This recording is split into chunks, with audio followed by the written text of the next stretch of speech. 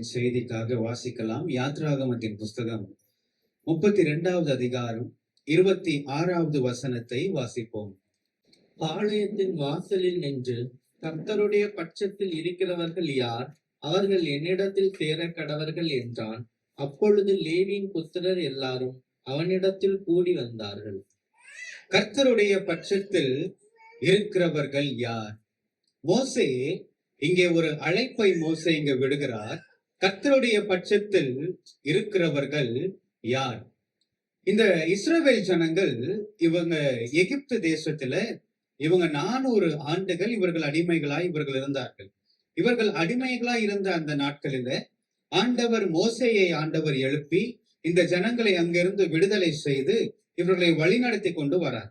அப்படி இவர்களை வழிநடத்தி கொண்டு வரும்போது இவங்க எந்த இடத்துக்கிட்ட வராங்கன்னா, இவங்க சீனாய் மலை என்கிறதான அந்த மலையினுடைய அடிவாரத்துல இவங்க வருகிறார்கள்.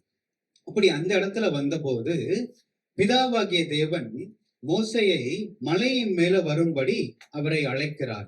இந்த ஜனங்களுக்கு கட்டளைகளை கொடுக்கும்படியாக, அவர்களுக்காக சில சட்டங்களை கொடுப்பதற்காக தேவன் மோசையை அந்த மலையின் மேல வரும்படி ஆண்டவர் அழைக்கிறார். இந்த ஜனங்கள் இவங்க எங்க இருக்கிறாங்க? இவங்க எகிப்து தேசத்துல இவங்க இருக்கிறாங்க. அப்ப இந்த 400 ஆண்டு இவங்க அங்க இருக்கிறபடினால இவங்க எந்த சட்டத்தை தான் இவர்கள் பின்பற்றி வந்தாங்க? இவங்க எகிப்து தேசத்தினுடைய கட்டளைகள், எகிப்து தேசத்தினுடைய சட்டங்களை இவர்கள் பின்பற்றி வந்தாங்க. இவங்களுக்குன்னு எந்த விதமான சட்டங்களும் இவங்களுக்கு இல்லை. இப்ப நம்ம கூட பார்த்தோம்னா, ஒவ்வொரு நாட்டுல நம்ம போகும்போது அந்த நாட்டுடைய சட்டங்களை நம்ம என்ன செய்யணும்? நம்ம கடைபிடிக்கணும் இல்லையா? அது போலதான் இந்த ஜனங்கள் அங்க இருக்கும்போது அந்த நாட்டினுடைய சட்டங்கள், அங்க இருக்கும்போது அவர்களுடைய கட்டளைகளை இவர்கள் பின்பற்றினார்கள். ஆனா இப்போ இவர்கள் விடுதலை பண்ணி கொண்டு வருகிறார்கள் இல்லையா? அப்ப இவங்களுக்குன்னு ஒரு சட்டத்தை கொடுக்க வேண்டும் என்று ஆண்டவராகிய தேவன் விரும்பினார். அல்லேலூயா. அவர் தம்முடைய சட்டம், தம்முடைய ஜனங்களுக்கு அவரே ஒரு சட்டத்தை கொடுத்து அவருக்கு கீழ்ப்படியத்தக்கதாக தேவன் விரும்பினார். அல்லேலூயா. நம்ம இந்திய தேசத்துல கூட நமக்கு சுதந்திரம் கிடைச்சது 1947வது வருஷம் நமக்கு என்ன கிடைச்சது? சுதந்திரம் கிடைச்சது. ஆனா அதுக்கப்புறம் கூட நம்ம என்ன செஞ்சோம்னா, நம்ம பிரிட்டிஷோடைய சட்டத்தை தான் நம்ம பின்பற்றி கொண்டு வந்தோம். ஆனால் 1950வது வருஷத்துல ஜனவரி 26ஆம் தேதி தான் நமக்கென்று ஒரு கான்ஸ்டிடியூஷன் நம்ம உண்டாக்கணும், நமக்கான சில சட்ட திட்டங்களை நம்ம வரையறைத்து கொண்டோம் இல்லையா? அப்ப அதுதான் நம்ம ரிப்பப்ளிக் டே ஆக நம்ம என்ன செய்யறோம்? கொண்டாடுகிறோம். அது போல ஆண்டவராகிய தேவன் தம்முடைய ஜனங்களுக்கு கட்டளைகளை கொடுக்கிறார். ஹல்லேலூயா. நீங்க வேதத்துல பார்த்தீங்கன்னா, சாமுவேலனுடைய காலத்துலதான் ஜனங்கள் போய் எங்களை மற்ற ஜனங்களை போல எங்களை ஆளுகை செய்ய ராஜாக்கள் வேண்டும் என்று சாமுவேலிடம் போய் அவர்கள் கேட்டுக்கொண்டார்கள். அப்போ ஆண்டவர் சொன்னார் சாமுவேலை பார்த்து, அவர்கள் உன்னை அல்ல, அவர்கள் என்னை தள்ளினார்கள் என்று சொல்லி, அதற்கு பிற்பாடுதான் ராஜாக்கள் எல்லாம் வருகிறார்கள். சவுல் வருகிறார், தாவீது வருகிறார், சாலமோன் வருகிறார். இவர்கள் எல்லாம் அதற்கு அப்புறம் தான். அப்ப அதுக்கு முன்னாடி வரைக்கும் தேவனே ராஜாவாக இருந்து இந்த ஜனங்களை நியாயாதிபதிகள் மூலமாக தேவன் வழிநடத்தி கொண்டு வந்தார். அல்லேலூயா. வாசிக்கலாம். யாத்ராகமம் 24வது அதிகாரம் 18வது வசனத்தை வாசிப்போம். மோசே மேகத்தின் நடுவிலே பிரவேசித்து மலையின் மேல் ஏறி இரவும் பகலும் 40 நாள் மலையில் இருந்தான். மோசே மலையின் மேல் ஏறி 40 நாள் ஆயிடுச்சு. இரவும் பகலும் 40 நாள் மோசே தேவனுடைய சமூகத்துல அவர் காத்து கொண்டிருக்கிறார். நீங்க 25வது அதிகாரத்துல முதல் வசனத்தை நீங்க வாசிப்பீங்கன்னு சொன்னா, அப்பதான் ஆண்டவர் மோசேயை அங்கே கூப்பிடுகிறார். இன்றைக்கு நம்ம ஆண்டவருடைய சமூகத்துல நாம் எவ்வளவு நேரம் நாம் காத்து கொண்டிருக்கிறோம்? ஆண்டவருடைய சமூகத்துல நாம் ஜெபிக்கும் போது அவருடைய சத்தத்தை கேட்பதற்கு நாம் எவ்வளவு நேரமாக நாம் அவருக்காக நாம் காத்து கொண்டிருக்கிறோம்? நாம் போறோம், ஆண்டவருடைய சமூகத்துக்கு நாம் போறோம், நான் ஜெபிக்கிறோம். ஆனா நம்முடைய காரியங்களை நம்ம வேகமா நம்ம சொல்லிட்டு ஆண்டவர் நம்முடைய பேரை கூப்பிடுற அந்த நேரத்துல ஆமேன் ஆண்டவரேன்னு சொல்லி நம்ம திரும்பி வந்துடுறோம். அப்படி அல்ல. அவருடைய சமூகத்துல நாம் காத்திருக்கும் போது தேவன் நம்மோட கூட அவர் பேசுகிற தேவனாய் அவர் இருக்கிறார். ஹல்லேலூயா. அவர் பேசுகிறதை நாம் கேட்க வேண்டும். ஆமென். யாத்திராகமம் 32:1 வாசிப்போம். மோசே மலையில் இருந்து இறங்கி வர தாமதிக்கிறதை ஜனங்கள் கண்டபோது அவர்கள் ஆரோனிடத்தில் கூட்டம் கூடி அவனை நோக்கி, எகிப்து தேசத்தில் இருந்து எங்களை அழைத்து கொண்டு வந்த அந்த மோசேக்கு என்ன சம்பவித்ததோ அறியோம். ஆதலால் நீர் எழுந்து எங்களுக்கு முன் செல்லும் தெய்வங்களை எங்களுக்காக உண்டு பண்ணும் என்றார்கள். மோசே இன்னும் மலையிலிருந்து அவர் இறங்கி வரவில்லை. அவர் தாமதமாக்கி கொண்டே இருக்கிறார். அப்போ மோசேயின் இடத்துல ஆண்டவர் பேசுவதே எவ்வளவு நாள் ஆச்சு? 40 நாள் ஆச்சு. மோசே அங்க பொறுமையா அங்க காத்து கொண்டிருக்கிறார். தேவன் தான் நீ மலைக்கு வா என்று சொன்னார். ஆனால் திரும்ப ஆண்டவர் மோசேயின் இடத்துல பேச 40 நாள் எடுத்தது. அவர் அவ்வளவு நேரம் ஒரு பொறுமையாய் அவர் இருக்கிறார். ஆனால் மலையின் கீழே இருக்கிற ஜனங்கள் அவர்கள் பொறுமையை இழந்து போனார்கள். அவர்கள் பொறுமையை இழந்து, மோசேக்கு என்ன நடந்ததோ, அவனுக்கு என்ன சம்பவித்ததோ எங்களுக்கு தெரியாது, ஆக எங்களுக்கு முன் சென்று நடத்துகிற தெய்வங்களை எங்களுக்கு உண்டு பண்ணும் என்று சொல்லி அவர்கள் தங்களுடைய பொறுமையை அவர்கள் இழந்து போனார்கள். இன்றைக்கு கர்த்தருடைய பட்சத்துல நாம் நிற்பதற்கு நமக்கு பொறுமை நமக்கு ரொம்ப அவசியமாக இருக்கிறது. நமக்கு பொறுமை ரொம்ப தேவைப்படுகிறது. இந்த பொறுமை இல்லாதனாலதான் இந்த நாட்களில எத்தனையோ விசுவாச மக்கள் இன்றைக்கு வீழ்ந்து போய் கொண்டிருக்கிறார்கள். வாசிக்கலாம். யாக்கோபு 5வது அதிகாரம் 11வது வசனத்தை வாசிப்போம். இதோ பொறுமையாய் இருக்கிறவர்களை பாக்கியவான்கள் என்கிறோமே. யோபின் பொறுமையை குறித்து கேள்விப்பட்டிருக்கிறீர்கள். கர்த்தருடைய செயலின் முடிவையும் கண்டிருக்கிறீர்கள். கர்த்தர் மிகுந்த உருக்கமும் இரக்கமும் உள்ளவராய் இருக்கிறாரே. அல்லேலூயா. இங்கே யாக்கோபு யோபுவை நமக்கு உதாரணமா இங்கே காண்பிக்கிறார். யோபு பக்தனுடைய அவருடைய பாடுகளை எல்லாம் நீங்கள் அறிந்திருக்கிறீர்கள். அவருடைய விசுவாசம் சோதிக்கப்பட்டதை நீங்கள் அறிந்திருக்கிறீர்கள். அதற்கு பிற்பாடு அவர் பெற்றுக்கொண்ட ஆசீர்வாதத்தையும் நாம் அறிந்திருக்கிறோம் என்பதை அந்த யாக்கோபு நமக்கு இங்கே நினைவுபடுத்துகிறார். அல்லேலூயா. அப்போ கர்த்தருடைய செயலின் முடிவை நாம் பார்க்க வேண்டுமானால், நம்முடைய வாழ்க்கையிலே தேவன் செய்து முடிக்கிற காரியங்களை நாம் பார்க்க வேண்டுமானால், நம்முடைய வாழ்க்கையிலே தேவன் தருகிற ஆசீர்வாதங்களை நாம் பார்க்க வேண்டுமானால், இந்த நாட்களிலே நமக்கு பொறுமை நமக்கு அவசியமாக இருக்கிறது. அல்லேலூயா. வாசிக்கலாம். ஓசியா 6வது அதிகாரம் 1வது வசனம். கர்த்தரிடத்தில் திரும்புவோம் வாருங்கள். நம்மை பீறினார், அவரே நம்மை குணமாக்குவார். நம்மை அடித்தார், அவரே நம்முடைய காயங்களை கட்டுவார். சில நேரங்களில தேவன் சில உபத்திரவங்கள், சில பாடுகளை தேவன் நமக்கு அனுமதிப்பது எதுக்குன்னா, அதெல்லாம் நம்முடைய நன்மைக்காக. அல்லேலூயா. அந்த உபத்திரவங்கள், அந்த பாடுகள் வந்தாலும் தேவன் அவருடைய இரக்கத்தினாலும் அவருடைய அன்பினாலும் தேவன் அந்த உபத்திரவத்தையும் அந்த துன்பத்தையும் மாற்றி தேவன் நம்மை சந்தோஷமாக தேவன் நம்மை மகிழ பண்ணுவார். ஆமென். ஒரு ஊர்ல ஒரு ராஜா ஒருத்தர் இருந்தார். அந்த ராஜாவுக்கு வேட்டையாடுறதுன்னா ரொம்ப பிடிக்கும். அப்போ அடிக்கடி அவர் என்ன செய்வார்னா, அவர் வேட்டைக்காக அவருடைய மந்திரியை அழைத்து கொண்டு அவர் எங்க போவாரு? அவர் காட்டுக்கு அவர் போறது வழக்கம். ஆனா ஒரு நாள் என்ன ஆச்சு? ராஜா தன்னுடைய அரண்மனையில அவர் இருக்கும்போது எதிர்பாராத விதமாக அவருடைய கையில ஒரு சிறிய காயம் ஏற்பட்டுருச்சு. அப்போ அவர் அந்த வழியில அவர் இருக்கும்போது அங்க அந்த மந்திரி வரார். அவர் வந்து ராஜாவை பார்த்து சொல்றாரு, ராஜா நீங்க எதுக்கும் கவலைப்படாதீங்க, எல்லாம் நன்மைக்கேன்னு சொன்னார். இதை கேட்டோன்னு ராஜாவுக்கு கோபம் வந்துருச்சு. கோபம் வந்து அவரை உடனே யார் அங்கேன்னு சொல்லி இந்த மந்திரி என்ன செஞ்சுட்டாரு? கொண்டு போய் காவலில் வைக்கும்படி கட்டளை கொடுத்துட்டார். இப்போ மந்திரி என்ன சொன்னாருன்னா, அதுக்கும் இதுவும் நன்மைக்கேன்னு சொல்லி அந்த மந்திரி எங்க போனாரு? அவர் சிறைக்கு போனார். இப்போ ராஜா கொஞ்ச நாள் கழிச்சு இப்ப தனியா வேட்டைக்கு போறார். ஏன்னா மந்திரியை தான் எங்க வச்சுட்டாரு? சிறையில வச்சுட்டாருல்ல. அப்ப இவர் இப்போ தனியா போறாரு. அப்படி காட்டுல போகும்போது அவர் ஒரு எதிர்பாராத ஒரு விதமாக அங்க இருக்கிற காட்டுவாசி மக்கள்கிட்ட இந்த ராஜா மாட்டிக்கிட்டார். இப்போ அந்த மக்கள் என்ன செய்யறாங்கன்னா, இவரை கொண்டு போய் அவருடைய தெய்வத்துக்கு இவரை பலி கொடுக்கணும்னு சொல்லி இவரை கொண்டு போறாங்க. இப்படி கொண்டு போகும்போது ராஜாவுடைய வஸ்திரத்தெல்லாம் என்ன செய்யறாங்க? அவங்க கலற்றி வைக்கிறாங்க. அப்படி கலட்டும் போது அவருடைய கையில இருக்கிற அந்த காயத்தை அவர்கள் பார்த்து விட்டார். அந்த காயத்தை பார்த்து, எங்கள் தேவனுக்கு நாங்கள் இப்படிப்பட்ட பலியை நாங்கள் செலுத்த முடியாதுன்னு சொல்லி இந்த ராஜாவை என்ன செஞ்சுட்டாங்க, விடுவிச்சுட்டாங்க. உடனே இந்த ராஜா அங்க இருந்து ஒரே ஓட்டம் ஓடி எங்க வந்துட்டாரு, அரண்மனைக்கு வந்துட்டாரு. வந்த உடனே மந்திரியை பார்த்து சொல்றாரு, அப்பா நீ சொன்னியே இது நன்மைக்குன்னு, இப்போ எனக்கு புரிஞ்சிருச்சு. அல்லேலூயா. என்னுடைய ஜீவன் இதனால காக்கப்பட்டிருக்குன்னு சொல்லி அந்த மந்திரி கிட்ட சொன்னாராம். சொல்லிட்டு அவர் கேட்டாரு, சரி எனக்கு இந்த காயம் வந்து நன்மைக்கு, சரி நான் இப்போ எனக்கு புரிஞ்சிருச்சு.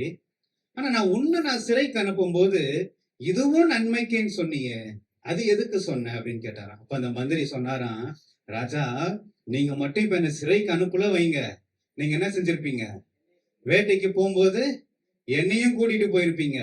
உங்க கையில இருக்கிற காயத்தை பார்த்து உங்களை விட்டுருப்பான், ஆனா என்னைய என்ன பண்ணிருப்பான், என்னைய பலி கொடுத்திருப்பான். அல்லேலூயா. அது போலதான் நம்முடைய வாழ்க்கையில சில பிரச்சனைகள், சில போராட்டங்கள் வருவது நம்மளை அழிப்பதற்காக அல்ல, நம்மளை உருவாக்குவதற்காக. அல்லேலூயா. நம்மளுடைய ஆசீர்வாதத்துக்காக தேவன் சில காரியங்களை நம்முடைய வாழ்க்கையிலே அவர் அனுமதிக்கிறார். ஆமென். அதனால்தான் யோசேப்பு சொன்னார், நீங்கள் எனக்கு தீமை செய்ய நினைத்தீர்கள், கர்த்தரோ அதை நன்மையாய் முடிய பண்ணினார். அல்லேலூயா. ஒருவேளை ஆவிக்குரிய வாழ்க்கையில நம்முடைய பொறுமையை இழந்து நாம் தேவனை விட்டு நாம் பின்வாங்கி போயிருப்போமானால், இன்றைக்கு தேவனுடைய இந்த அழைப்பின் சத்தத்தை நாம் கேட்டு அவருடைய பட்சத்தில நாம் திரும்பும் பொழுது தேவன் நம்மை அவர் ஆசீர்வதிக்கிறவராய் அவர் நமக்கு இருக்கிறார். ஆமென். அவர் நம்மை ஏற்றுக்கொள்ளுகிற தேவனாய் அவர் இருக்கிறார். அல்லேலூயா. இந்த இஸ்ரவேல் ஜனங்கள் அவர்கள் பொறுமையை அவர்கள் இழந்து போய் தங்களுக்காக ஒரு பொன் கன்று குட்டியை அவர்கள் உண்டு பண்ணி அதற்கு பலியிட்டு அதற்கு முன்பாக இவர்கள் புசித்து இவர்கள் நடனம் பண்ணி கொண்டிருந்தார்கள், தங்களை கெடுத்துக் கொண்டிருந்தார்கள். ஆண்டவர் சொன்னார், மோசே நீ சீக்கிரமாய் போ, ஜனங்கள் தங்களை கெடுத்துக் கொண்டார்கள். அப்போ மோசே மலையிலிருந்து அவர் இறங்கி வந்து பார்க்கும் பொழுது இந்த காரியங்களை எல்லாம் மோசே பார்க்கிறார். இந்த நேரத்துல மோசே ஒரு அழைப்பை விடுகிறார். இப்படிப்பட்ட நேரத்துல மோசே ஒரு அழைப்பை விடுகிறார், கர்த்தருடைய பட்சத்தில் இருக்கிறவர்கள் யார், கர்த்தருடைய பட்சத்தில் இருக்கிறவர்கள் யார். அப்போ அங்க இருக்கிற லேவி புத்திரர் எல்லாரும் மோசேயின் இடத்திலே கூடி வந்தார்கள். வாசிக்கலாம் யாத்திராகமம் 32:27-28. அவன் அவர்களை நோக்கி, உங்களில் ஒவ்வொருவனும் தன் பட்டயத்தை தன் அறையிலே கட்டிக்கொண்டு பாளையமெங்கும் உள்ளும் புறம்பும் வாசலுக்கு வாசல் போய் ஒவ்வொருவனும் தன் தன் சகோதரனையும் ஒவ்வொருவனும் தன் தன் சிநேகிதனையும் ஒவ்வொருவனும் தன் தன் அயலானையும் கொன்று போட கடவன் என்று இஸ்ரவேலின் தேவனாகிய கர்த்தர் சொல்லுகிறார் என்றான். லேவியின் புத்திரர் மோசே சொன்னபடியே செய்தார்கள். அந்நாளில் ஜனங்களில் ஏறக்குறைய 3000 பேர் விழுந்தார்கள். எல்லாரையும் தன் தன் சகோதரன் என்று பார்க்காமல், தன் தன் சிநேகிதன் என்று பார்க்காமல் எல்லாரையும் கொன்று போடும்படி மோசே லேவி புத்திரருக்கு உத்தரவு கொடுத்தார். இது ஒரு சாதாரணமான ஒரு காரியம் இல்ல, இது ஒரு பெரிய காரியம். நம்ம வாசித்து கடந்து போகும்போது நமக்கு இது ஏதோ ஒரு சாதாரணமா நமக்கு தெரியும். சில நேரங்களில இப்படிப்பட்ட காரியங்களை நம்முடைய வாழ்க்கையில தேவன் சொல்லுவாரானால் இதுல நாம் எத்தனை பேர் இதுல நாம் நிற்போம் என்று நமக்கு தெரியாது. ஏன்னா அதற்கு முன்னாடி தெரியல, மோசே யாரெல்லாம் தேவனுடைய பட்சத்துல வரீங்க, வாங்க வந்தாச்சு, என்ன சொல்ல போறார் தெரியல. ஆனா அதுக்கப்புறம் சொன்னது அவர்கள் செய்தார்கள். அவர்கள் தன் தன் சகோதரன் யாரையும் பார்க்கவில்லை, எல்லாரையும் அவர்கள் அழித்து போட்டார்கள். இது எதை காண்பிக்கிறது? நம்முடைய வாழ்க்கையில தேவனுக்கு பிரியமில்லாத காரியங்களை நம்மை விட்டு அகற்றி போட வேண்டும். நம்முடைய வாழ்க்கையிலே தேவனுக்கு விருப்பம் இல்லாத செயல்கள் காணப்படுமானால் அந்த செயல்களை நம்மை விட்டு அகற்றி போட வேண்டும். அதுதான் அப்போஸ்தலனாகிய பவுல் கலாத்தியருக்கு எழுதும் பொழுது கலாத்தியர் 5வது அதிகாரத்திலே அவர் எதையெல்லாம் நம்மை விட்டு அகற்றி போட வேண்டும் என்று அங்கு ஒரு சில பட்டியலை அவர் நமக்காக அங்க வைத்திருக்கிறார். வாசிக்கலாம். கலாத்தியர் 5வது அதிகாரம் 19-21 வசனங்கள். மாம்சத்தின் கிரியைகள் வெளியரங்கமாய் இருக்கின்றன, அவையாவன. நல்லா கவனிங்க. முதல்ல என்ன இருக்கு பாருங்க. விபச்சாரம், வேசித்தனம், அசுத்தம், காம விகாரம், விக்கிரகாராதனை, வெள்ளி சூனியம், பகைகள், விரோதங்கள், வைராக்கியங்கள், கோபங்கள், சண்டைகள், பிரிவினைகள், மார்க்க வேதங்கள், பொறாமைகள், கொலைகள், வெறிகள், களியாட்டுகள் முதலியவைகளே. இப்படிப்பட்டதை செய்கிறவர்கள் தேவனுடைய ராஜ்யத்தை சுதந்தரிப்பதில்லை என்று முன்னே நான் சொன்னது போல இப்பொழுதும் நான் உங்களுக்கு சொல்லுகிறேன். அல்லேலூயா. சில நேரங்களில நாம் மற்றவர்களை நாம் ஈஸியாக நம்ம குறைவு சொல்லலாம். மற்றவர்களை நாம் ஈஸியாக அவர்களுடைய குறைவுகளை நாம் எடுத்து காட்டலாம். ஆனால் இப்படிப்பட்ட காரியங்கள், அதே குறைகள், அதே பாவங்கள் நமக்குள்ள இருக்கிறதா? அதை நாம் ஆராய்ந்து பார்த்து அதை நாம் களைந்து போட வேண்டும். அல்லேலூயா. இப்படிப்பட்ட காரியத்தை வைத்திருக்கிறவர்கள் கர்த்தருடைய பட்சத்தில் நிற்கிறதற்கு பாத்திரவான்கள் அல்ல. அதே அதிகாரத்துல பவுல் சொல்லுகிறார், நாம் எப்படிப்பட்டவர்களாய் நாம் இருக்க வேண்டும் என்பதை பவுல் காண்பிக்கிறார். வாசிப்போம் 22, 23. ஆவியின் கனியோ ஆவியின் கனியோ அன்பு, அன்பு, சந்தோஷம், சந்தோஷம், சமாதானம், சமாதானம், நீடிய பொறுமை, நீடிய பொறுமை, தயவு, தயவு, நற்குணம், நற்குணம், விசுவாசம், விசுவாசம், சாந்தம், சாந்தம், இச்சையடக்கம். இச்சையடக்கம். இப்படிப்பட்டவைகளுக்கு விரோதமான பிரமாணம் ஒன்று. இப்படிப்பட்டவைகளுக்கு விரோதமான பிரமாணம் ஒன்றுமில்லை. கர்த்தருடைய பட்சத்திலே நிற்கிறவர்களிடத்திலே இந்த ஆவியின் கனிகள் வெளிப்படும். கர்த்தருடைய பட்சத்திலே இருக்கிற ஒரு விசுவாசியின் இடத்திலே, கிறிஸ்துவை உண்மையாய் பின்பற்றுகிற ஒரு விசுவாசியின் இடத்திலே இந்த ஆவியின் கனிகள் வெளிப்படும். அல்லேலூயா. இப்படிப்பட்ட கனிகள் நம்முடைய வாழ்க்கையில வரும் பொழுது நாம் கர்த்தருடைய பட்சத்திலே நாம் நிற்கிறவர்களாய் நாம் இருப்போம். ஆமென். சரி, கர்த்தருடைய பட்சத்துல நாம் நின்றால் நமக்கு என்ன கிடைக்கும்? அல்லேலூயா. இந்த கேள்வி வருதா? கர்த்தருடைய பட்சத்தில் நிக்கணும்னு சொல்றீங்க. சரி, நான் கர்த்தருடைய பட்சத்துல நான் நிக்கிறேன். அப்ப எனக்கு என்ன கிடைக்கும் கேக்குறீங்களா? ரோமர் 8:31 வாசிப்போம். இவைகளை குறித்து நாம் என்ன சொல்லுவோம்? இவைகளை குறித்து நாம் என்ன சொல்லுவோம்? தேவன் நம்முடைய பட்சத்தில் இருந்தால் நமக்கு விரோதமாய் இருப்பவன் யார்? நமக்கு விரோதமாய் இருப்பவன் யார்? அல்லேலூயா. தேவனுடைய பட்சத்துல நாம் இருக்கும்போது நமக்கு விரோதமாய் எந்த சத்துருக்களும் எழும்ப முடியாது. ஆமென். லேவி கூட்டம் எல்லாம் கர்த்தருடைய பட்சத்தில் அவர்கள் வந்தார்கள். என்ன நடந்தது தெரியுமா? ஒரு மிகப்பெரிய ஒரு ஆசீர்வாதத்தை அவர்கள் பெற்றுக் கொண்டார்கள். சேனைகளின் கர்த்தர் சொன்னபடி அவர்களுக்கு சுதந்திரமாய் தேவன் மாறினார். யோசுவா 13வது அதிகாரம் 33வது வசனத்திலே இதை நாம் அங்கே வாசிக்கிறோம். அவரே அவர்களுக்கு சுதந்திரமாய் மாறினார். இது எவ்வளவு பெரிய ஒரு ஆசீர்வாதம்! ஆண்டவர் சொன்னார், பூமியும் அதன் நிறைவும் கர்த்தருடையது. அப்ப அவரே நமக்கு சுதந்திரமாய் வருவார் என்று சொன்னால் அதை விட ஒரு ஆசீர்வாதம் இந்த உலகத்துல வேற எதுவுமே இல்லை. அல்லேலூயா. இந்த லேவி புத்திரர் தங்களுக்கு கிடைத்த அழைப்பை, தங்களுக்கு கொடுத்த வாய்ப்பை அவர்கள் அதை பெற்றுக்கொண்டு, அவர்கள் அதை பயன்படுத்தி கொண்டு அவர்கள் கர்த்தருக்காக அவர்கள் வைராக்கியமாய் நின்றார்கள். அவர்கள் கர்த்தருக்காக அவர்கள் உறுதியாய் நின்றார்கள். சங்கீதம் 14வது அதிகாரம் 2வது வசனத்திலே நாம் வாசிக்கிறோம், தேவனை தேடுகிற உணர்வுள்ள மனிதன் உண்டோ என்று பார்க்க அவர் பரலோகத்திலிருந்து மனுபுத்திரரை கண்ணோக்கினார். இந்த கடைசி காலங்களில தேவன் அவருடைய பட்சத்தில் இருக்கிற ஜனங்களை தேவன் தேடிக்கொண்டிருக்கிறார். அவருடைய பட்சத்தில் நிற்கக்கூடிய ஜனங்களை தேவன் தேடிக்கொண்டிருக்கிறார்.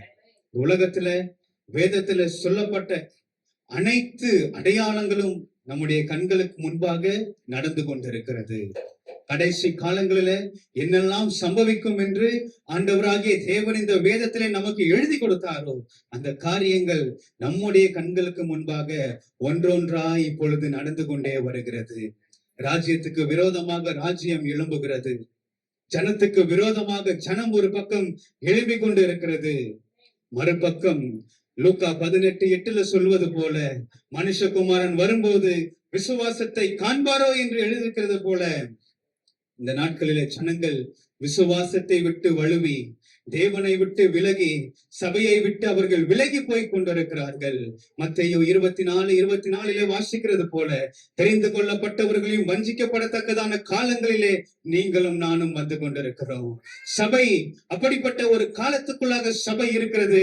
இந்த காலத்திலே தேவன் தேடுகிற மனிதன் யார் என்றால், அவருடைய பட்சத்தில் நிற்கக்கூடிய ஜனங்களை தேவன் தேடிக்கொண்டிருக்கிறார். அல்லேலூயா. எப்படிப்பட்ட ஜனம் தெரியுமா? அது ராஜாக்கள் பின்னாடி போகிற ஜனம் அல்ல, அது மனிதர்களுக்கு பின்னாடி போகிற ஜனம் அல்ல. தேவனுக்காக வைராக்கியமாய் நிற்கிற ஒரு கூட்டத்தை தேவன் தேடிக்கொண்டிருக்கிறார். யாத்ராகமம் 1:8 நாம் வாசிக்கிறோம், யோசேப்பை அறியாத புதிய ராஜன் தோன்றினான். இஸ்ரவேல் ஜனங்கள் எகிப்துல இருந்தார்கள். அவர்கள் யோசேப்பு இருந்த வரையில அவங்களுக்கு எந்த பிரச்சனையுமே அவங்களுக்கு இல்லை. அது வரைக்கும் அவங்க நல்லா இருந்தாங்க, அவங்க பெருகுனாங்க, சந்தோஷமா இருந்தாங்க. ஆனால் ஒரு நாள் வந்தது, யோசேப்பு மரித்து போனான். அதற்கு பிற்பாடு யோசேப்பை அறியாத வேற ஒருவன் தோன்றினான். மனிதர்கள் மறைந்து போகலாம், ஆனால் நம்முடைய ஆண்டவர் நேற்றும் இன்றும் என்றும் மாறாத தேவனாயிருக்கிறார். அல்லேலூயா. அவர் மரண பரியந்தம் நம்மை நடத்த அவர் போதுமானவராய் அவர் நமக்கு இருக்கிறார். அல்லேலூயா. நீங்க யாத்திராகமம் 1 நீங்க வாசிக்கும் போது, யோசேப்பை அறியாத ஒரு புதிய ராஜன் தோன்றினான், ஆனாலும் இஸ்ரவேல் ஜனங்கள் எகிப்தியரை காட்டிலும் அவர்கள் பலத்து கொண்டு வந்தார்கள். இஸ்ரவேலர் எகிப்தியரை காட்டிலும் அவர்கள் பெருகினார்கள். காரணம் என்ன நினைக்கிறீங்க? அவங்க கர்த்தருடைய பட்சத்தில் நின்றார்கள். ஆமென். அவர்கள் கர்த்தருடைய பட்சத்தில் அவர்கள் நின்றார்கள். எதிரினுடைய நாட்டிலேயே தேவன் அவர்களை பெருக வைப்பார். அல்லேலூயா. ஆமென். என்னுடைய ஒத்தாசை வானத்தையும் பூமியும் உண்டாக்கின கர்த்தரிடத்திலிருந்து வருகிறது. ஆமென். அல்லேலூயா. அப்ப தேவனுடைய பட்சத்தில் இருக்கிறவர்கள் எப்படி இருக்க வேண்டும்? ஆமென். தேவனுடைய பட்சத்தில் இருக்கிறவர்கள் எப்படி இருக்க வேண்டும்? முதலாவது, கர்த்தரின் பட்சத்தில் இருப்பவன் மனிதர்களை அல்ல, அவன் தேவனை பிரியப்படுத்துவான். கர்த்தரின் பட்சத்தில் இருப்பவன் மனிதர்களை அல்ல, தேவனை பிரியப்படுத்துவான். 1 கொரிந்தியர் 10:31 வாசிப்போம். ஆகையால் நீங்கள் புசித்தாலும் குடித்தாலும் எதை செய்தாலும் எல்லாவற்றையும் தேவனுடைய மகிமைக்கென்று செய்யுங்கள். இந்த வசனத்துல பவுல் ஒரு முக்கியமான ஒரு கருத்தை நமக்கு காண்பிக்கிறார். நீங்கள் புசித்தாலும், நீங்கள் குடித்தாலும், நீங்கள் எதை செய்தாலும் எல்லாவற்றையும் நாம் எதற்கு நாம் செய்யணும்? தேவனுடைய மகிமைக்காக நாம் செய்ய வேண்டும். நமக்குள்ள இந்த 2 கேள்விகள் நாம் எப்பொழுதும் நமக்குள்ள நாம் வைத்திருக்கோம். நான் ஏன் இதை நான் செய்கிறேன்? அடுத்தது, நான் யாருக்காக இதை நான் செய்கிறேன்? முதல்ல, நான் ஏன் இதை செய்கிறேன், நான் யாருக்காக இதை செய்கிறேன். அப்ப கர்த்தருடைய பட்சத்தில் நிற்கிறவர்கள் அவர்கள் எந்த செயலை செய்தாலும், அவர்கள் எந்த வேலையை செய்தாலும், தங்களுடைய குடும்பத்துக்கான காரியமானாலும் சரி, தொழில் ரீதியாக இருந்தாலும் சரி, வேலை ஸ்தலத்துல இருந்தாலும் சரி, எதை செய்தாலும் அவர்கள் தேவனுடைய மகிமைக்காக அவர்கள் செய்ய வேண்டும். அல்லேலூயா. வாசிக்கலாம். யோவான் 6வது அதிகாரம் 60வது வசனம், அதற்கு அப்புறம் 66 68. அவருடைய சீஷரில் அநேகர் இவைகளை கேட்ட பொழுது, இது கடினமான உபதேசம், யார் இதை கேட்பார்கள் என்றார்கள். அது முதல் அவருடைய சீஷரில் அநேகர் அவருடனே கூட நடவாமல் பின்வாங்கி போனார்கள். அப்பொழுது இயேசு 12 நோக்கி, நீங்களும் போய்விட மனதாய் இருக்கிறீர்களோ என்றார். சீமோன் பேதுரு அவருக்கு பிரதியுத்தரமாக, ஆண்டவரே, யாரிடத்தில் போவோம்? நித்திய ஜீவ வசனங்கள் உம்மிடத்தில் உண்டே. அல்லேலூயா. பாருங்க, ஆண்டவராகிய இயேசு இந்த பூமியில் அவர் வாழ்ந்த நாட்கள் முழுவதும் அவர் தன்னுடைய பிதாவை அவர் பிரியப்படுத்தி தான் அவர் நடந்தார். அவருடைய போதனைகள் எதையுமே அவர் மாற்றிக்கொள்ளவே இல்லை. அவருடைய போதனையை கேட்ட ஜனங்கள் எல்லாம் என்ன சொன்னார்கள்? 60வது வசனத்தில் நாம் வாசித்தோம், இது கடினமான உபதேசம், இது கடினமான உபதேசம் அப்படின்னு சொல்லி அநேகர் அது முதல் அவரை விட்டு விலகி போனார்கள். அப்போ இயேசு கேட்கிறார் சீஷர்களை பார்த்து, நீங்களும் என்னை விட்டு போய்விட மனதாய் இருக்கிறீர்களோ? பேதுரு சொன்னாரு, ஒரு மூத்த சீசன் இல்லையா? அப்போ அவர் சொல்றாரு, ஆண்டவரே, நாங்கள் எங்க போவோம் ஆண்டவரே? நித்திய ஜீவ வசனம் உம்மிடத்தில் உண்டே. நாங்கள் யாரிடத்தில் நாங்கள் போவோம்? ஒரு பெரிய கூட்டம் இயேசுவை விட்டு விலகினது. ஆனால் ஒரு சிறிய கூட்டம் இயேசுவுக்கு பிரியமாய் அவருடைய பட்சத்தில் நின்றது. அல்லேலூயா. இன்றைக்கு எந்த கூட்டத்துக்குள்ள நாம் இருக்க போகிறோம்?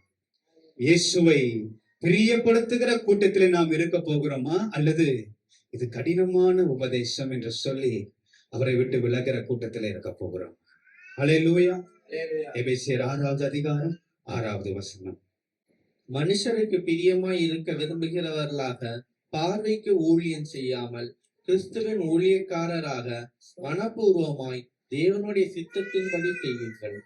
நாம் எதை செய்தாலும் மனிதர்கள் பார்க்க வேண்டும், மனிதர்கள் என்னை அங்கீகரிக்க வேண்டும், அல்லது மனிதர்கள் நம்மை அங்கீகரிக்க வேண்டும், அவர்கள் நம்மை பாராட்ட வேண்டும், அவர்கள் நம்மை புகழ வேண்டும். அப்படி நாம் எதையும் நான் செய்யக்கூடாது. நாம் எப்படி நாம் செய்யணும்? மனப்பூர்வமாய் தேவன் மகிமைப்படும்படியாக நாம் செய்ய வேண்டும். நீங்க செய்யற பிசினஸ்ல யாருமே பார்க்கல, கஸ்டமர்ஸ் இதை பார்க்கல, அப்படி அல்ல. மனப்பூர்வமாய் தேவன் இதை பார்த்திருக்கிறார் என்று நாம் பிசினஸ்ல நாம் உண்மையாய் நாம் இருக்க வேண்டும். பணி செய்கிற இடத்துல என்னுடைய டீம் லீடர் என்ன பார்க்கல, என்னுடைய மேனேஜர் என்ன பார்க்கல, என்னுடைய முதலாளி என்ன பார்க்கல, அதனால நான் வேலை செய்யல, ஒழுங்கா நான் செய்யல, அல்லது அவர் என்ன பார்க்கிறாரு, அதனால இப்ப நான் போய் நான் வேலை செய்வது போல நான் காண்பிக்கிறேன். இல்ல, எதை செய்தாலும் மனப்பூர்வமாய் தேவனுக்கு பிரியமாய் நாம் நடக்க வேண்டும். பிள்ளைகள் வீட்டுல படிக்கும் போது கூட என்னுடைய அம்மா அப்பா பாக்குறாங்களே, அதற்காக நான் புக் எடுத்து நான் படிக்கிறேன். இல்ல, எத்தனையோ பேருக்கு கிடைக்காத ஒரு ஸ்லாக்கியத்தை தேவன் எனக்கு கொடுத்திருக்கிறார் என்பதை உணர்ந்து மனப்பூர்வமாய் நீங்கள் படிக்கும் பொழுது அது உங்களுக்கு ஆசீர்வாதமாக இருக்கும். அல்லேலூயா. எதை செய்தாலும் நாம் எதை செய்தாலும் நம்முடைய வாழ்க்கையிலே, நம்முடைய வாழ்விலே தேவனை பிரியப்படுத்தும்படி நாம் செய்யும் பொழுது அவருடைய பட்சத்திலே நாம் இருக்கிறவர்களாய் காணப்படுவோம். ஆமென். வாசிக்கலாம். யாத்ராகமம் 1வது அதிகாரம் 15 17 வசனங்களை வாசிப்போம். அதுவுமன்றி எகிப்தின் ராஜா சிப்பிரால் பூவார் என்னும் பேருடைய எபிரேய மருத்துவச்சிகளோட பேசி, நீங்கள் எபிரேய ஸ்திரீகளுக்கு மருத்துவம் செய்யும் போது அவர்கள் மனையின் மேல் உட்கார்ந்திருக்கையில் பார்த்து, ஆண் பிள்ளையானால் கொன்று போடுங்கள், பெண் பிள்ளையானால் உயிரோடு இருக்கட்டும் என்றான். மருத்துவச்சிகளோ தேவனுக்கு பயந்ததினால் எகிப்தின் ராஜா தங்களுக்கு இட்ட கட்டளைப்படி செய்யாமல் ஆண் பிள்ளைகளையும் உயிரோடே காப்பாற்றினார்கள். அல்லேலூயா. எகிப்தின் ராஜா அங்க இருக்கிற மருத்துவச்சிகளுக்கு ஒரு கட்டளையை கொடுக்கிறார். என்ன கட்டளை? ஆண் குழந்தைகள் பிறந்தால் அதை நீங்க என்ன செய்யணும்? கொன்று போட வேண்டும். யாருடைய ஆண் குழந்தைகள்னா எகிப்துல இஸ்ரவேல் ஜனங்களுடைய ஆண் குழந்தை. ஏன்னா இந்த இஸ்ரவேல் ஜனங்கள் அவர்கள் பலத்து கொண்டிருக்கிறார்கள், அவர்கள் பெருகி கொண்டிருக்கிறார்கள். ஆக அவர்கள் தங்களை காட்டிலும் பெருகி விடாதபடிக்கு இந்த ராஜா ஒரு கட்டளையை போடுகிறான். என்ன கட்டளைனா, ஆண் பிள்ளைகளை என்ன செய்யுங்க? கொலை செய்து விடுங்கள். ஆனா வசனம் சொல்லுகிறது, இந்த மருத்துவச்சிகள் தேவனுக்கு பயந்தார்கள். அல்லேலூயா. இந்த மருத்துவச்சிகள் ராஜாவை பிரியப்படுத்த விரும்பல, இவர்கள் தேவனை பிரியப்படுத்த விரும்பினார்கள். அல்லேலூயா. ஒருவேளை ராஜாவை பிரியப்படுத்தியிருந்தால் நல்ல காசு சம்பாரிச்சிருக்கலாம், நல்ல பெரிய வீடெல்லாம் கட்டி இருக்கலாம், நல்ல சுகபோகமா வாழ்ந்திருக்கலாம். ஆனா ஒரு நிம்மதியா வாழ்க்கை வாழ்ந்திருப்பாங்கன்னு கேட்டீங்கன்னா அது ஒரு கேள்விக்குறிதான். நீங்க பாருங்க, 2 சாமுவேலின் புஸ்தகத்துல 16வது அதிகாரத்துல அகித்தோப்பேலை குறித்து நாம் பார்க்கிறோம். இந்த அகித்தோப்பேல் யாருன்னு சொன்னா, இவன் ஒரு ஆலோசனை வழங்குறான். இவனுடைய ஆலோசனை தேவனுடைய வாக்கை போல இருக்கும். அவன் என்ன ஆலோசனை சொன்னாலும் அது அப்படியே நடக்கும். அவனுடைய ஆலோசனைகள் அப்படியே நடக்கும். தாவீதினுடைய நாட்களிலும் அப்படியே இருந்துச்சு, அப்சலோமினுடைய நாட்களிலும் அப்படியே இருந்தது. ஆனால் இப்படிப்பட்ட ஒரு மனுஷன் ஒரு நாட்களில இந்த அப்சலோம் என்ன பண்ணிட்டான்? தன்னுடைய தகப்பனுக்கு விரோதமா எழும்பிட்டான். அப்சலோமுடைய தகப்பன் யாரு? தாவீது. இந்த தாவீது ராஜாவினுடைய அவருடைய கரத்திலிருந்து ராஜ்யபாரத்தை இவன் எடுக்கணும்னு சொல்லி இவன் தனக்காக சில ஆட்களை எல்லாம் இவன் சேர்த்து கொண்டான். அந்த கூட்டத்துல இந்த அகித்தோப்பேலும் போய் சேர்ந்துக்கிட்டான். அகித்தோப்பேல் அந்த கூட்டத்துல போய் சேர்ந்துக்கிட்டான் தாவீதை விட்டு. தாவீது எப்படிப்பட்டவர் தெரியுமா? அப்போஸ்தலர் வாசிப்போம். அப்போஸ்தலர் 13வது அதிகாரம் 22வது வசனத்தை வாசிப்போம். பின்பு அவர் அவனை தள்ளி தாவீதை அவர்களுக்கு ராஜாவாக ஏற்படுத்தி, ஈசாயின் குமாரனாகிய தாவீதை என் இருதயத்துக்கு ஏற்றவனாக கண்டேன், எனக்கு சித்தமானவைகளை எல்லாம் அவன் செய்வான் என்று அவனை குறித்து சாட்சியம் கொடுத்தார். அல்லேலூயா. தாவீதை எப்படி ஆண்டவர் பார்க்கிறார்? என் இருதயத்துக்கு ஏற்றவனாக கண்டேன், என் சித்தத்தின்படியெல்லாம் அவன் செய்வான். அப்படின்னா என்ன அர்த்தம்? எனக்கு இஷ்டமானதெல்லாம் அவன் செய்வான், என்னை பிரியப்படுத்துற வேலையெல்லாம் அவன் செய்வான். அப்படிப்பட்ட மனிதன் தாவீது. இந்த தாவீதை விட்டு இந்த அகித்தோப்பேல் எங்க போயிட்டான்? அப்சலோம் கூட போய் சேர்ந்துட்டான். அப்சலோம் கூட போய் சேர்ந்தது மாத்திரம் இல்ல, தாவீதுக்கு விரோதமான ஆலோசனைகளை அப்சலோமுக்கு வழங்கினார். ஆண்டவர் என்ன செய்தார் தெரியுமா? ஆலோசனையை தேவன் அதமாக்கி போட்டார்.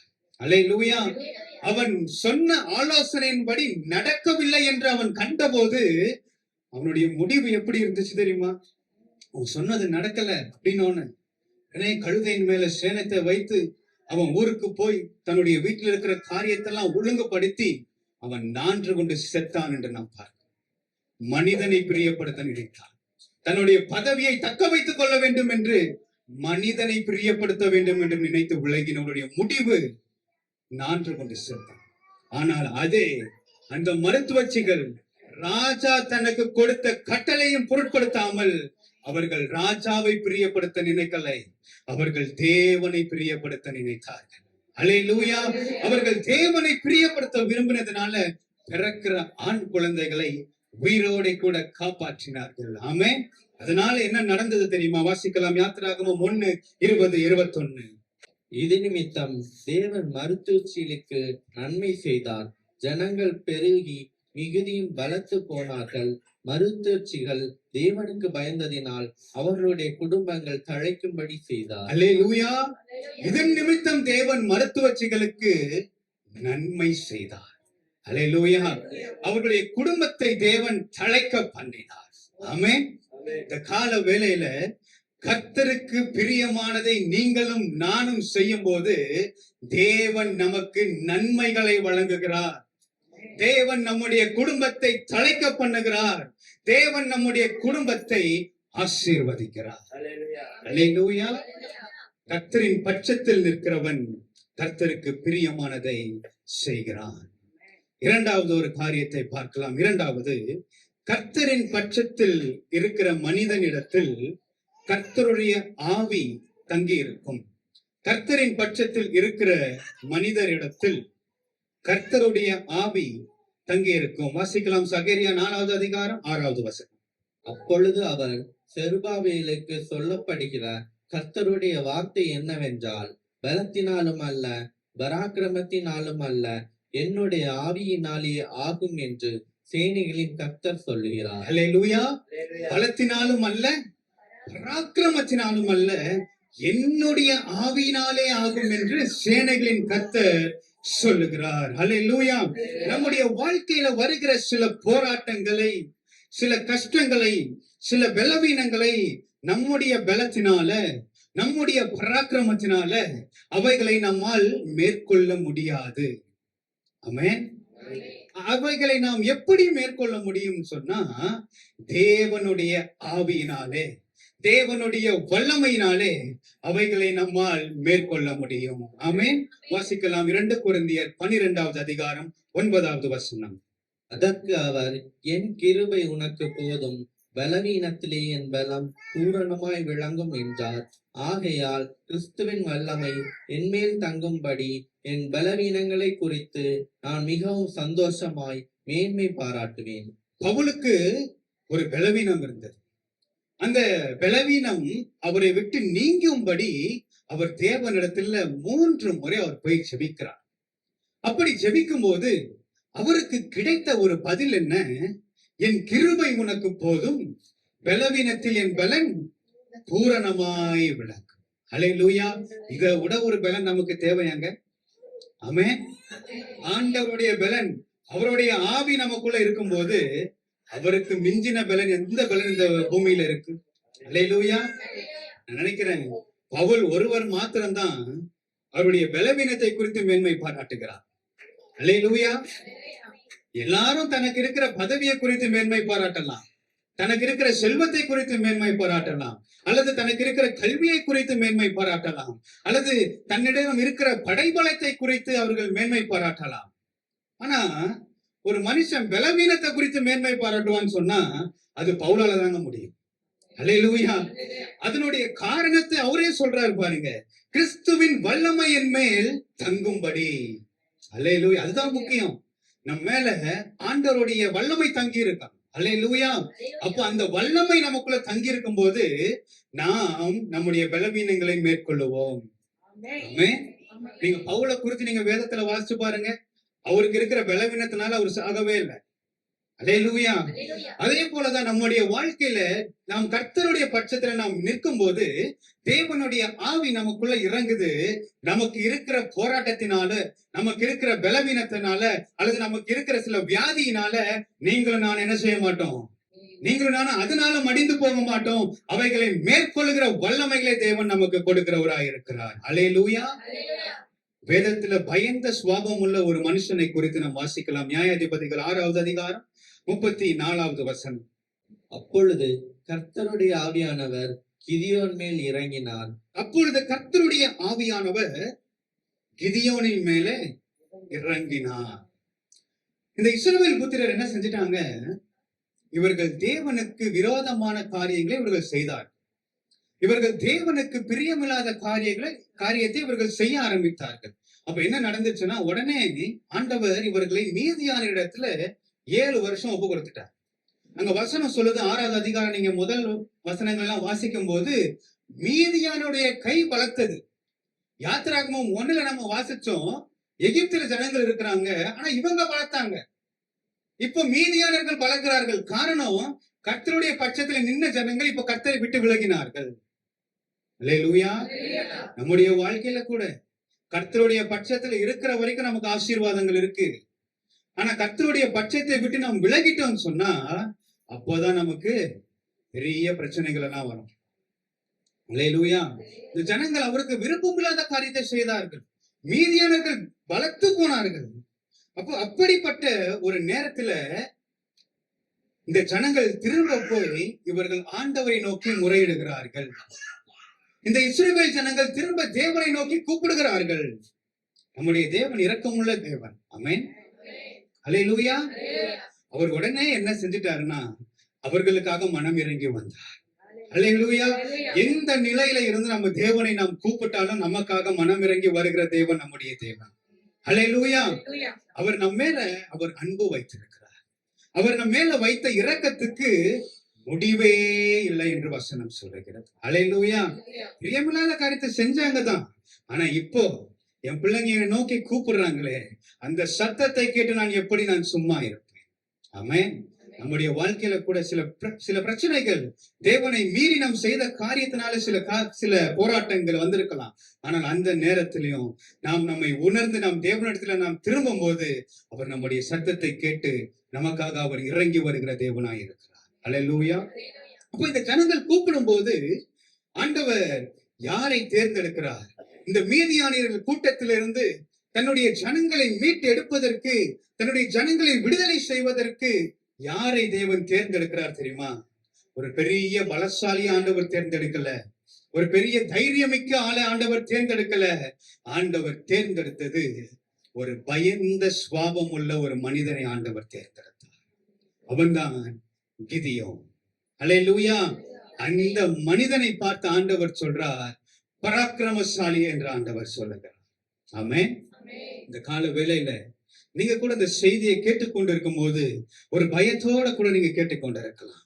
எதிர்காலத்தை குறித்த பயம், பிசினஸ் ரீதியாக சில பயங்கள், வேலை ஸ்தலத்தை குறித்த சில பயங்கள், குடும்பத்துல காணப்படுகிற சில காரியங்களினால வருகிற பயங்கள், அல்லது சரீரத்துல இருக்கிற சில பலவீனத்தை குறித்து அதனால வருகிற சில பயங்கள். இப்படி பயந்து போய் இருக்கிற உங்களை தேவன் எப்படி அழைக்கிறார்? பராக்கிரமசாலி என்று ஆண்டவர் அழைக்கிறார். அல்லேலூயா. ஆண்டவர் ஏன் உங்களை பராக்கிரமசாலி என்று அழைக்கிறார்? ஏன்னா நீங்க தனியா இல்ல. அல்லேலூயா. ஆண்டவர் கிதியோனை பார்த்து சொன்னார், பராக்கிரமசாலியே, உன்னோட கூட நான் இருக்கிறேன். அல்லேலூயா. உன்னோட கூட நான் இருக்கிறேன். உனக்கு இருக்கிற இந்த பலத்தோட நீ போ, மீதியானவரே ஒரே மனுஷனை போல நீ முறியடிப்பாய். ஆமென். கால வேளையில உங்களுக்குள்ள ஒரு சின்ன பலன் இருக்குல்ல, அந்த பலத்தை தான் தேவன் பார்க்கிறார். ஒரு கடுகளவு விசுவாசம் உங்களுக்குள்ள இருக்குதா? அதை தான் தேவன் பார்க்கிறார். அல்லேலூயா. நீங்க சொல்லலாம், ஐயோ என் பிரச்சனை பெருசா இருக்கு, என்னுடைய பிரச்சனை செங்கடலை போல பெருசா இருக்கு, ஆனா என்ன செய்வேன்? இருக்கட்டும், செங்கடலை போல பிரச்சனை பெருசா இருக்கட்டும், ஆனா கையில கோலை எடுத்து நீட்ட பலன் இருக்குல்ல, அவர் கடலை பிளப்பார். அல்லேலூயா. அவர் கடலை பிளப்பார். நமக்கு இருக்கிற கொஞ்ச பலன், அல்லேலூயா, அந்த கொஞ்ச பலத்தோட கூட நாம் முன் செல்லும் பொழுது தேவன் நமக்கு ஜெயத்தை தருகிற தேவனாய் அவர் நமக்கு இருக்கிறார். அல்லேலூயா. இந்த மீதியானியர் கூட்டம் எவ்வளவு பெரிய கூட்டம் அப்படின்னு சொன்னா, அவர்கள் வெட்டுக்கிளிகளை போல அவர்கள் பரவி இருந்தார். அவருடைய ஒட்டகங்களுக்கு எண்ணிக்கையே இல்லை. அவ்வளவு ஒரு பெரிய கூட்டம். இந்த ஜனம், இவ்வளவு பெரிய ஜனத்தை ஆண்டவர் வெறும் 300 பேரை வைத்து ஜெயத்தை கொடுத்தார். அல்லேலூயா. அதுதான் நம்முடைய ஆண்டவர். கர்த்தர் நம்முடைய பட்சத்தில் இருக்கும்போது நமக்கு எதிராய் நிற்பவன் யார்? அல்லேலூயா. உங்களுடைய வாழ்க்கையில இருக்கிற பிரச்சனைகள், போராட்டங்களை நீங்க பெருசா பார்க்காதீங்க.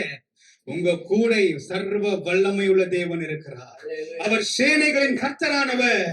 அவருக்கு முன்பதாக எதுவுமே பெருசு இல்லை. ஆமென். அவர் சொன்னார், வானம் எனக்கு சிங்காசனம், பூமி எனக்கு பாதபடி. அல்லேலூயா. உங்களுக்குள்ள இருக்கிற கொஞ்சம் பலன், அந்த கொஞ்ச தைரியத்தை நீங்க விட்டுவிடக் கூடாது. தாவீதை குறித்து பார்க்கும்போது ஒரு பெரிய கோலியாத்து முன்னாடி நிக்கிறான். சவுல் அவருடைய ஆடையெல்லாம் கொடுக்கிறாரு. அந்த ஆடையெல்லாம் போட்டு தாவீதால் நிக்க முடியல. நடந்து பாக்குறாரு, அது செட் ஆகல, அது வெயிட்டா இருக்கு. தாவீதுக்கு எதை தூக்க முடியும்? ஒரு சின்ன கல்லை தான் தூக்க முடியும். ஆமென். தாவீதுக்கு எவ்வளவுதான் பலன் இருக்கு? அந்த கவன்ல வச்சு சுழட்டி அடிக்கதான் பலன் இருக்கு. அவ்வளவுதான். மிச்சத்தை தேவன் பார்த்துக்கோ. அல்லேலூயா. உங்களுடைய வாழ்க்கையில கூட உங்களுக்கு இருக்கிற அந்த சின்ன விசுவாசம், இந்த சின்ன தைரியம், அந்த சின்ன நம்பிக்கைய நீங்க இழந்து போக கூடாது. ஆமென். நீங்க கர்த்தருடைய பட்சத்துல நீங்க நிற்கும் போது கர்த்தருடைய ஆவி உங்களுக்குள்ளே வாசமா இருக்கும். கர்த்தருடைய வல்லமையினால நீங்களும் நானும் ஜெயத்தை பெறுவோம். அல்லேலூயா. மூன்றாவது ஒரு காரியத்தை பார்ப்போம். மூன்றாவது, கர்த்தரின் பட்சத்தில் இருக்கிற மனிதன் திடனாயிருப்பான். மூன்றாவது, கர்த்தரின் பட்சத்தில் இருக்கிற மனிதன் திடனாயிருப்பான். வாசிக்கலாம் சங்கீதம் 112 7வது வசனம். துர்ச்செய்தியை கேட்கிறதினால் பயப்படான், அவன் இருதயம் கர்த்தரை நம்பி திடனாயிருக்கும். துர்ச்செய்தி கேட்கிறதினால் பயப்படான், அவன் இருதயம் கர்த்தரை நம்பி திடனாயிருக்கும். கர்த்தருடைய பட்சத்தில் இருக்கிற ஜனங்கள் சுற்றி நடக்கிற காரியத்தை பார்த்து அவர்கள் பதட்டப்பட மாட்டார். ஆமென். அவர்கள் திடனாயிருப்பார். அல்லேலூயா. வேதத்துல எசேக்கியா ராஜாவை குறித்து நாம் பார்க்கும் பொழுது, இந்த எசேக்கியா ராஜா தேவனுக்கு அவ்வளவு பிரியமாய் வாழ்ந்த ஒரு மனிதன் இந்த எசேக்கியா ராஜா. இந்த எசேக்கியா ராஜாக்கு முன்பதாக வேற எந்த ராஜாவும் அப்படி வாழ்ந்ததில்லை. வாசிக்கலாம் 2 ராஜாக்கள் 18:6 வாசிப்போம். அவன் கர்த்தரை விட்டு பின்வாங்காமல் அவரை சார்ந்திருந்து கர்த்தர் மோசேக்கு கற்பித்த அவருடைய கற்பனைகளை கை கொண்டு நடந்தான். அல்லேலூயா. கர்த்தரை விட்டு அவன் என்ன செய்யல? பின்வாங்காமல். அப்படின்னா என்ன அர்த்தம்? பின்வாங்கத்தக்க சூழ்நிலைகள் வந்திருக்கு. ஆமாவா இல்லையா? அதனாலதான் அங்க எழுதியிருக்குது, கர்த்தரை விட்டு பின்வாங்காமல். பின்வாங்குற சூழ்நிலையே இல்லைன்னா அங்க வசனம் எப்படி இருக்கணும்? அதை குறித்து அங்க பரிசுத்த ஆவியானவர் நமக்கு எழுத வேண்டிய அவசியம் இல்லை. அவன் பின்வாங்காமல் இருந்தான். பின்வாங்குவதற்கான சூழ்நிலைகள் வந்தது. நம்முடைய வாழ்க்கையில சில நேரங்கள்ல பின்வாங்கத்தக்கதான சூழ்நிலைகள் வரும். ஆனால் அந்த சூழ்நிலைகளை பார்த்து நாம் பின்வாங்க கூடாது. அல்லேலூயா. பேதுரு ஆண்டவர் கடல்ல நடந்து வருகிறத பாக்குறாரு. உடனே பேதுரு கேட்கிறாரு ஆண்டவரிடத்துல, ஆண்டவரே நீரே ஆனால் நான் என்ன செய்யணும்? நானும் கடல்ல நடந்து வரும்படி எனக்கு உத்தரவு கொடும். ஆண்டவர் சொன்னார் உடனே, இயேசு, நீ வாப்பா, இறங்கி வா. உடனே பேதுரு அப்படியே நடந்து போறாரு. கடல் அலை எழும்பாமலா இருந்துச்சு. அல்லேலூயா. கடல் அலை எழும்புச்சு. ஆனா பிரச்சனை என்னன்னா, முன்னால இருக்கிற ஆண்டவரை பார்க்கல, சுற்றி இருக்கிற சூழ்நிலைய. ஆமென். நம்முடைய வாழ்க்கையில கூட சில நேரங்கள் நம்மளை சுத்தி என்ன நடக்குது இததான் நம்ம பார்க்கணும். இதை நம்ம பார்த்தோம்னா நம்மளால நடக்க முடியாது. ஆமென். பேதுரு இத பார்த்தாரு. இத பார்த்த உடனே அவர் சொன்னாரு, ஆண்டவரே நான் மூழ்க போகிறேன். உடனே ஆண்டவர் வந்து கரத்தை பிடித்து தூக்கி விட்டதை நாம் பார்க்கிறோம். அல்லேலூயா. அப்போ பின்வாங்குவதற்கான சூழ்நிலை இருந்தாலும் கர்த்தருடைய ஜனம் தேவனை பார்த்து பின்வாங்காமல் நடக்க வேண்டும். எந்த சூழ்நிலையிலும் கர்த்தரை விட்டு எசேக்கியா ராஜா பின்வாங்கவே இல்லை. அவருடைய கட்டளைகளை எல்லாம் அவர் கைப்பற்றி அவர் நடந்து கொண்டு வந்தார். அந்த மனுஷனுக்கு வாழ்க்கையில ஒரு வியாதி வந்தது. அல்லேலூயா. அந்த மனுஷனுக்கு வாழ்க்கையில ஒரு வியாதி வந்தது. அந்த வியாதி மரணத்துக்கு ஏதுவான ஒரு வியாதியாக இருந்துச்சு. ஆண்டவர் ஏசாயா தீர்க்கதரிசி அனுப்புகிறார் எசேக்கியாவிடத்துல.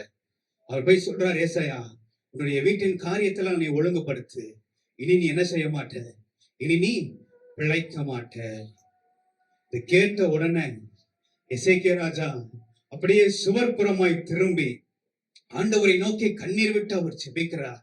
ஆண்டவரே நான் செய்த நன்மையான காரியத்தை எல்லாம் நீர் நினைத்தருளும் என்று சொல்லி தேவனை நோக்கி அவர் ஜெபிக்கிறார். என்ன நடந்தது? ஆண்டவர் எசேக்கியாவுக்கு 15 ஆண்டுகளை தேவன் கூட கொடுத்தார். அல்லேலூயா. வாசிக்கலாம். 2 ராஜாக்கள் 20வது அதிகாரம் 4-5 வசனங்களை வாசிப்போம். ஏசாயா பாதி முற்றத்தை விட்டு அப்புறம் போகிறதற்கு முன்னே கர்த்தருடைய வார்த்தை அவனுக்கு உண்டாகி அவர் சொன்னது, நீ திரும்பி போய் என் ஜனத்தின் அதிபதியாகிய எசேக்கியாவை நோக்கி, உன் தகப்பனாகிய தாவீதின் தேவனாய் இருக்கிற கர்த்தர் சொல்லுகிறது என்னவென்றால், உன் விண்ணப்பத்தை கேட்டேன், உன் கண்ணீரை கண்டேன். இதோ நான் உன்னை குணமாக்குவேன். 3ஆம் நாளிலே நீ கர்த்தருடைய ஆலயத்துக்கு போவாய். அல்லேலூயா. ஆண்டவர் சொல்லுகிறார், உன் விண்ணப்பத்தை கேட்டேன், உன் கண்ணீரை கண்டேன், நான் உன்னை குணமாக்குவேன். நீங்களும் நான் ஆராதிக்கிற தேவன் நம்முடைய விண்ணப்பத்தை கேட்கிறவர் மாத்திரமல்ல, நம்முடைய கண்ணீரை பார்த்து கொண்டு இருக்கிற தேவன் மாத்திரமல்ல, அவர் நம்மை குணமாக்குகிற தேவன். அல்லேலூயா. அவர் நம்மை குணப்படுத்துகிற தேவன். எசேக்கியா ராஜாவுக்கு 15 ஆண்டுகளை தேவன் கூட கூட்டி கொடுத்தார். ஆமென். அந்த 4வது வசனத்தை நாம் வாசிக்கும் போது ஏசாயா வாசலுக்கு முற்றத்துல போகிறதுக்குள்ளேயே தேவன் எசேக்கியாவுடைய செபத்துக்கு பதிலை கொடுத்து திரும்ப தீர்க்க தரிசனத்துல சொல்லி அனுப்புகிறார். உனக்கு ஆண்டவர் உன்னுடைய ஆயுசை நீட்டி கொடுக்கிறார். நீ 3ஆம் நாளிலே நீ தேவாலயத்துக்கு போவாய். அல்லேலூயா. 2 ராஜாக்கள் 27 வாசிப்போம். பின்பு ஏசாயா அத்திப்பழத்து அடையை கொண்டு வாருங்கள் என்றான். அதை அவர்கள் கொண்டு வந்து பிளவையின் மேல் பற்று போட்ட போது அவன் பிழைத்தான். அத்திப்பழத்தை அடையை கொண்டு வாருங்கள் என்று ஏசாயா சொல்லி அவனுடைய பிளவையின் மேல பற்று போட்டார்கள். பிளவை அப்படின்னு சொன்னா அது ஒரு கட்டி. அந்த கட்டியின் மேல இந்த பழத்தினுடைய அடையை வைத்து அவர்கள் பற்று போடுகிறார்கள். அப்படி பற்று போட்ட உடனே எசேக்கியாவுடைய அந்த பலவீனம், அந்த வியாதி அவனை விட்டு நீங்கி அவன் பிழைத்தான். அல்லேலூயா. இந்த கால வேளையில நமக்குள்ள ஆண்டவருடைய வார்த்தை இருக்கும்.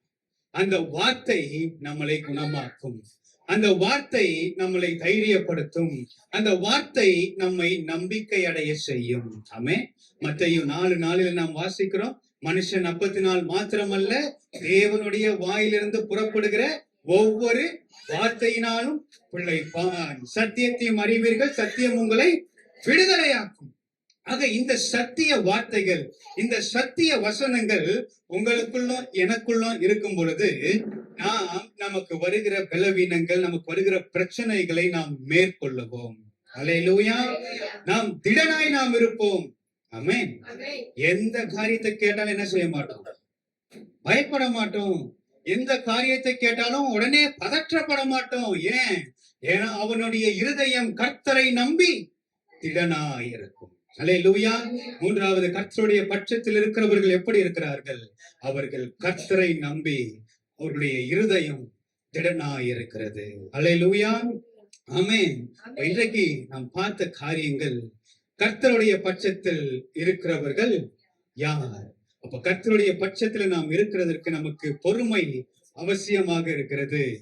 கர்த்தருடைய பட்சத்தில நாம் நிற்கும் பொழுது நாம் தேவனை பிரியப்படுத்துகிறவர்களாய் நாம் நடந்து கொள்ளுவோம். கர்த்தருடைய பட்சத்திலே நாம் இருக்கும் பொழுது கர்த்தருடைய ஆவி நமக்குள்ளே வாசமாய் இருக்கிறது. மூன்றாவது, கர்த்தருடைய பட்சத்திலே நாம் நிற்கும் பொழுது நம்முடைய இருதயம் கர்த்தரை நம்பி திடனாய் இருக்கும். அல்லேலூயா. கர்த்தர் தாமே நம்மை ஆசீர்வதிப்பாராக. ஆமென்.